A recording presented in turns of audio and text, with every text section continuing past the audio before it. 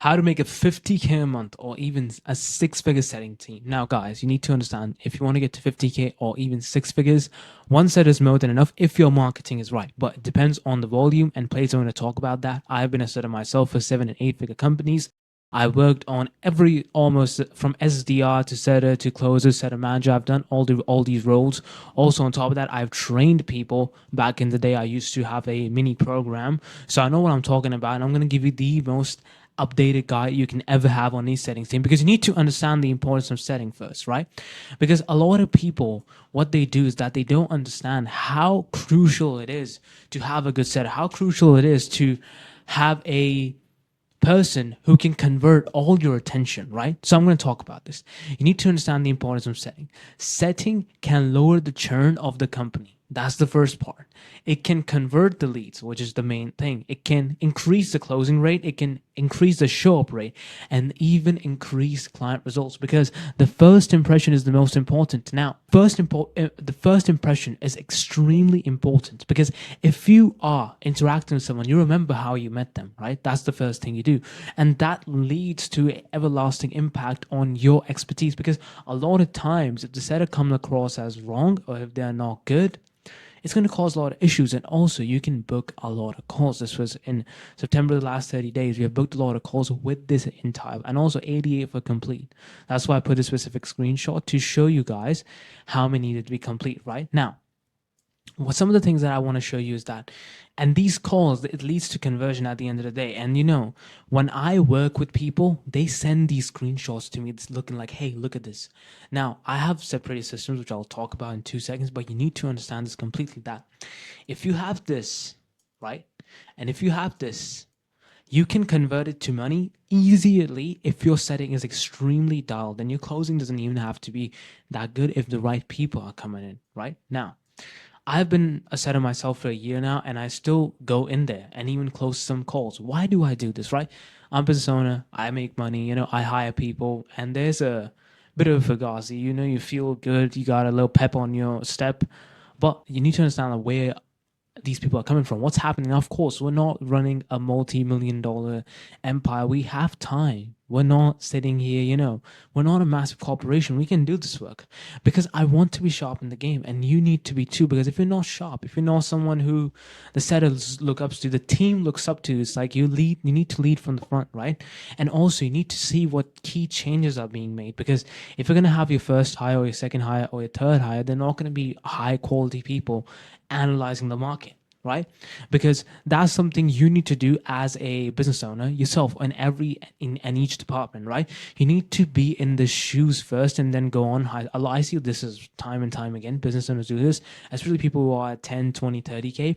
They hire a setter before doing the setting themselves, and they give them all these jargon tasks. You need to be a student before we become the master. That's the main point, because how can you teach someone to, let's say, let me make a vehicle, boom, right? Beautiful diagram.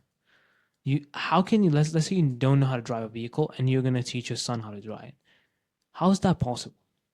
You can watch a video on YouTube. You can do a little bit of, steering, mobility, whatever you want to do. You can walk it around in a park. But if you have not been consistently driving, how will you transfer that skill? And I just made a video on what takes people to six figures, and it's transferring the skills. So you need to be in the shoes first. So if you're not setting, if you haven't set, don't hire people. Do it yourself first. Learn the tricks. Learn to drive the car, and then get other people in, because it's extremely crucial. Now, is something I want to shout you guys out with.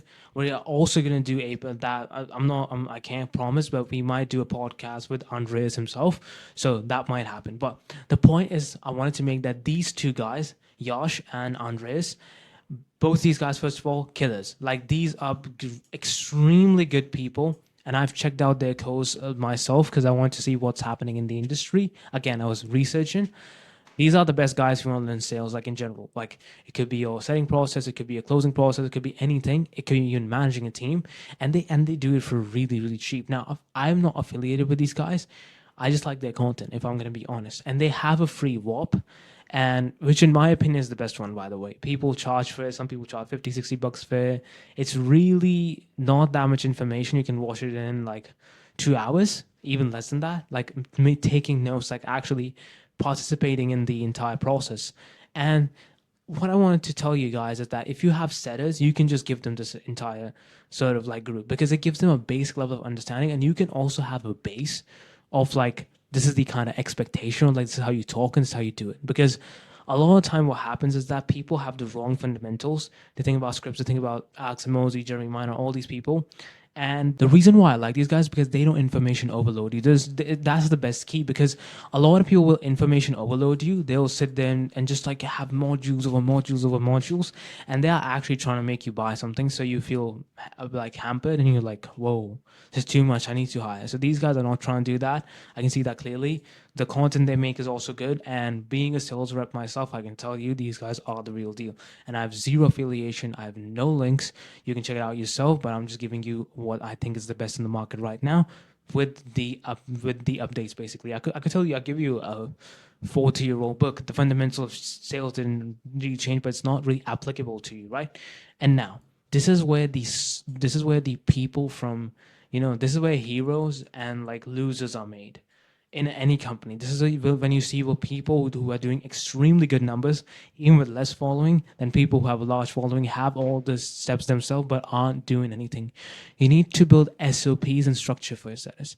As you go in your DMs, as you go and explore the what's it called, as you go in the market, as you go in the trenches itself, you need to make a guide, you need to make a roadmap for your team so that when they hop on, they have something. If you have a set right now, tell them to note down the process, make some SOPs, make a script, do something, because you need to transfer that setter might not be with you for the next 5 years.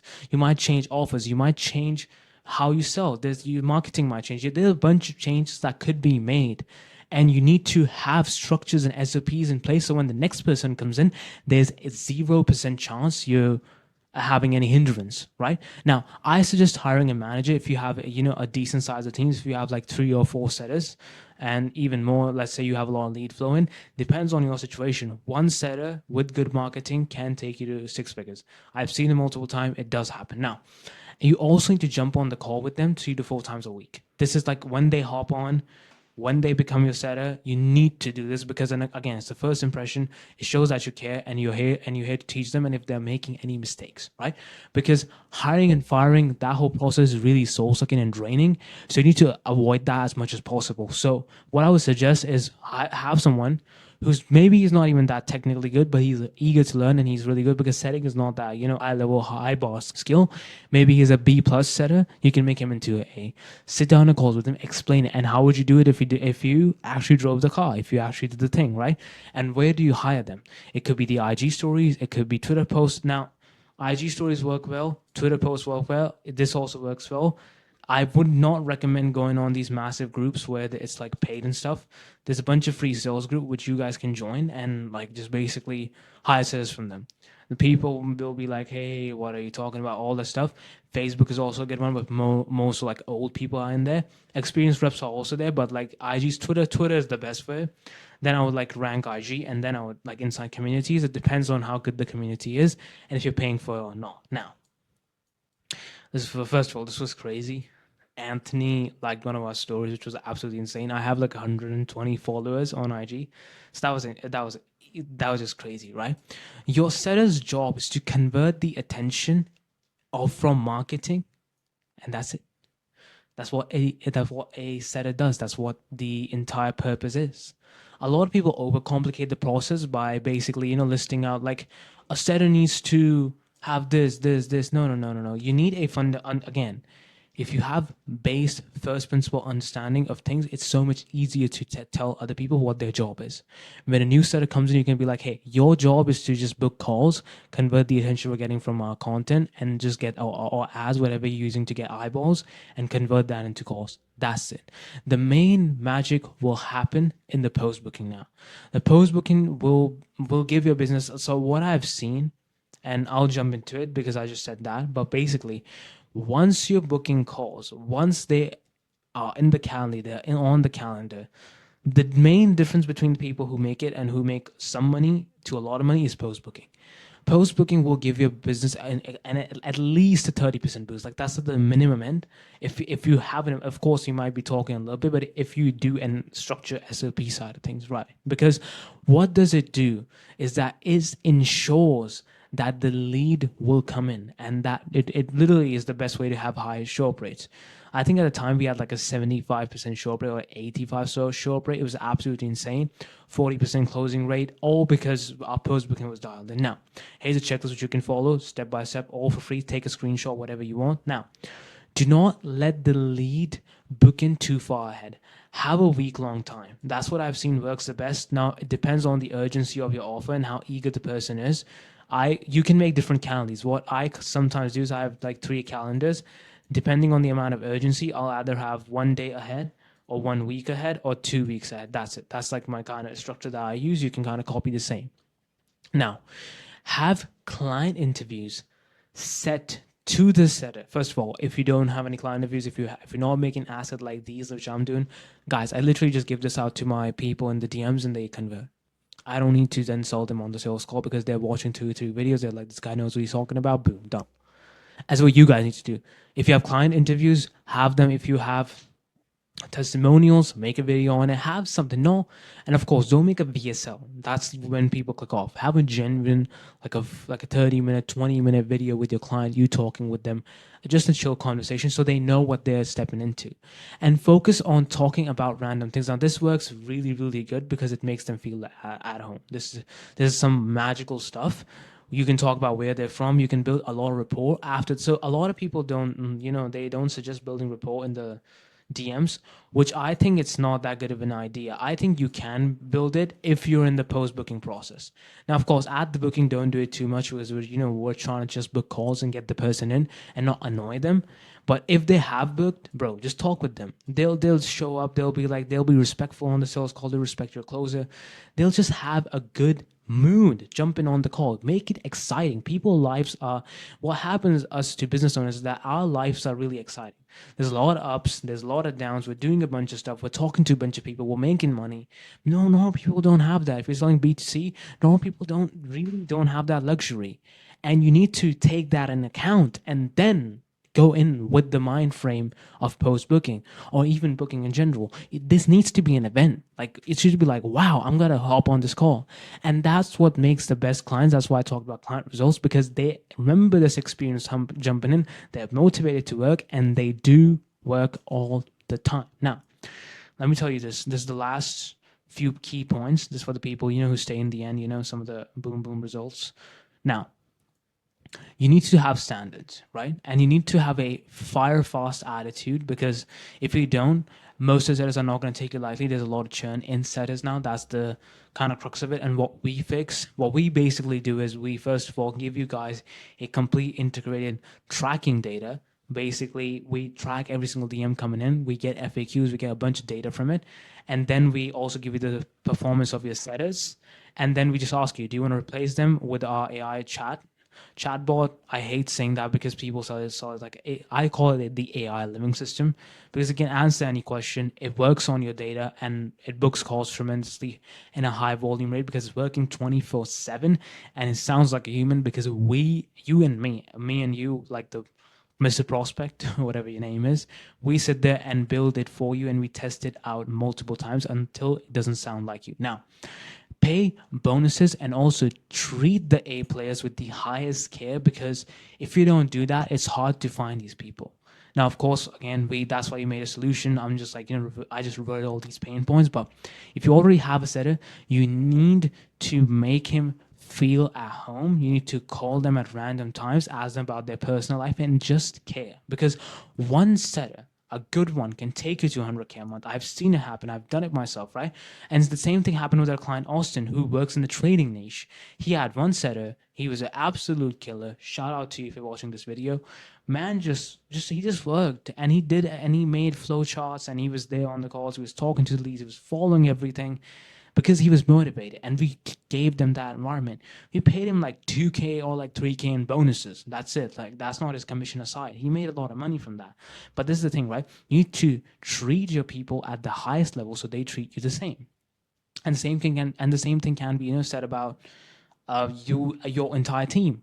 If you have A players, if you can identify them, if you know they're taking the extra mile, take the extra mile, take care of them, and don't be stingy in these matters. That's what kills a company, right?